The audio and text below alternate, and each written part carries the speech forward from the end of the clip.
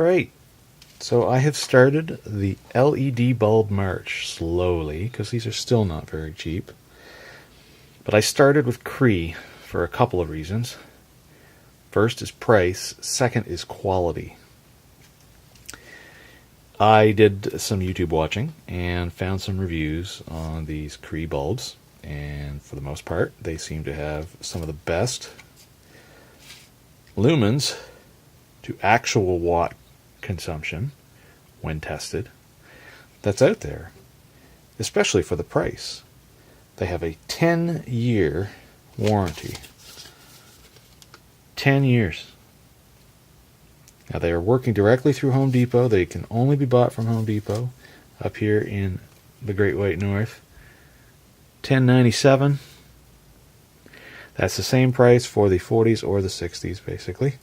So $10.97 Canadian, basically about $10 US, $9 US, depending on where you live in the States and whether or not all your rebates have disappeared. Not really going to go on about showing all the light in this video or anything. For me, it's a practical question. What's the deal with the bulb? What's the deal with its usage? There's plenty of really good videos, and there's one particular YouTube channel. I will link off the videos for the reviews on the Cree light bulbs. But here, we'll give you a little cursory rundown.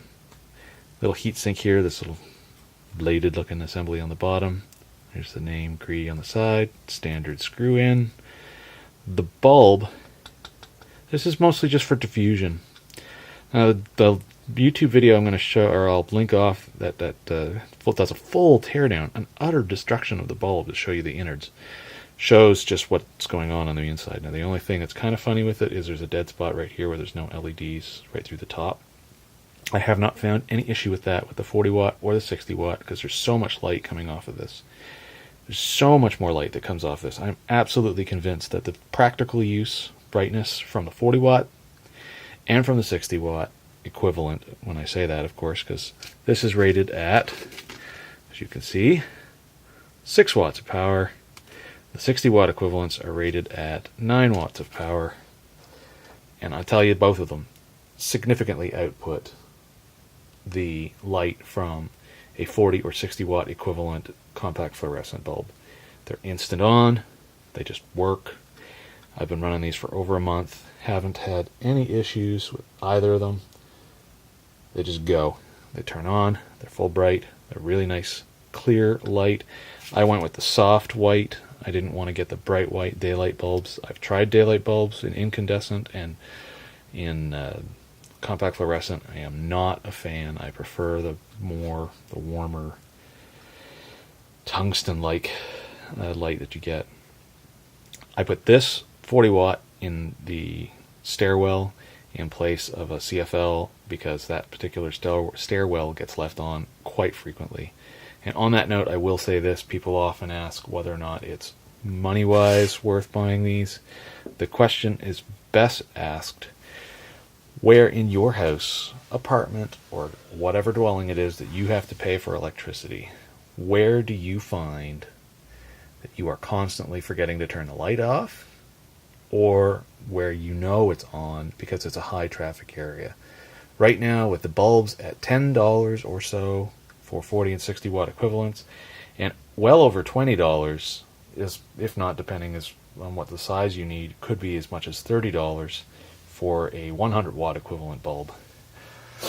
You really don't want to spend that kind of money unless it's on a lot.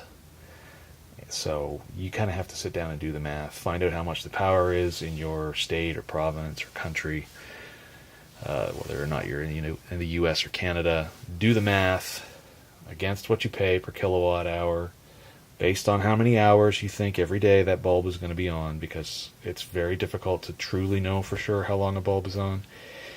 But if you start paying attention a little bit, you'll have hopefully reasonably accurate anecdotal evidence as to how many hours it's on. Kitchens, bathrooms, hallways, or stairwells in particular tend to be left on a lot more than you realize. So those would be the areas you want to target first and foremost, because these things will save you a lot of electricity, especially if you're still running incandescent.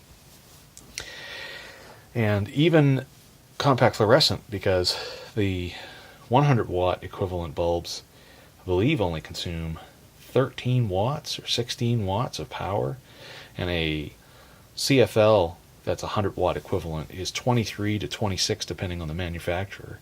So that's half the power consumption of a CFL. And of course it's barely more than a tenth of the power consumption that an incandescent bulb would output. Lifetime, I'm not too particularly concerned. Buying the Cree with a 10-year lifetime with a 10-year warranty on them. I'm not worried about these things dying. I mean, they have these interesting 85% less energy consumption, $94 lifetime savings. Well, your mileage will vary, not may vary. It will vary based on use, like I said before. You can see the other specifications. 2700 Kelvin soft white light. Works with most dimmers. It's not a problem for me right now. I don't have any dimmers where I'm using these. Instant full brightness, of course, is great. Omnidirectional light, except for the dead center of the bulb, which really shouldn't be a problem. And not to poke at the environmentalists, but no toxic mercury. CFLs always bug me because the green movement demanded their use, even in the face of the fact that they're not the happiest manufactured bulb. So, at any rate, very happy. This is in the stairwell. I have a 60 watt equivalent that I replaced 3 50 watt halogen bulbs that were in a walk-in closet, and the lighting difference is significant. The 3 par 20s specifically replaced with the 60 watt. Best choice I have made in that particular closet is because it's a high traffic area, and 150 watts of power consumption dropping down to 9 watts of power consumption whenever that is on that's a no-brainer. Those are the kind of situations you want to look for. Those are the opportunities where you can save electricity. I will slowly look at doing, in particular, the main upstairs bathroom, the medicine cabinet makeup mirror. It's quite large. It has 6 bulbs across the top, so replacing 6 bulbs with 6 LED bulbs at the price that they're at is stingy. $60 plus tax is it's going to add up. So it's definitely something I really only want to do when I'm feeling the guts, so to say, because